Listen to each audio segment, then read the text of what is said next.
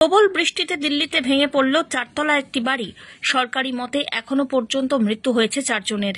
ধ্বংসস্তূপে এখনো আটকে অনেকেই, এমনটাই আশঙ্কা করছে প্রশাসন। ঘটনাটি ঘটে শনিবার ভোর 3টে নাগাদ মুস্তাফাবাদ এলাকায়। একটি চারতলা বাড়ি হুড়মুড় করে ভেঙে পড়ে। ধ্বংসস্তূপের নিচে চাপা পড়ে যান বাসিন্দারা। খবর পেয়ে দ্রুত সেখানে পৌঁছয় পুলিশ এবং দমকল বাহিনী। পৌঁছয় বিপর্যয় মোকাবিলা বাহিনীও। শুরু হয় উদ্ধার কাজ।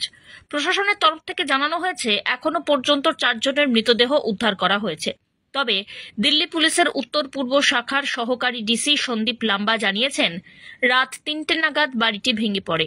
ভিতরে ছিলেন অনেকে, তারা ধ্বংসস্তূপে আটকে পড়েন। 14 জনকে এখনো পর্যন্ত উদ্ধার করা গিয়েছে। তাদের মধ্যে 4 জনের মৃত্যু হয়েছে। উদ্ধার কাজ চলছে। তবে প্রশাসন আশঙ্কা করছে এখনো 8 থেকে 10 জন ভিতরে আটকে রয়েছেন। দিল্লির দমকল বিভাগের আধিকারিক রাজেন্দ্র আটওয়াল জানিয়েছেন, ভোরবেলায় একটি বাড়ি ভেঙে পড়ার খবর পান তারা।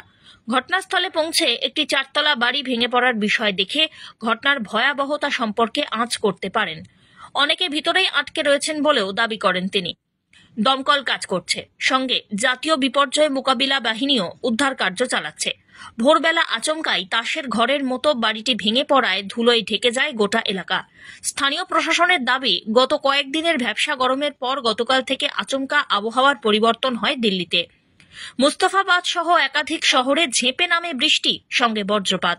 প্রবল বর্ষণে চারতলা বাড়িটি ভেঙে পড়েছে বলে অনুমান করা হচ্ছে। ব্যুরো রিপোর্ট, আজ বাংলা।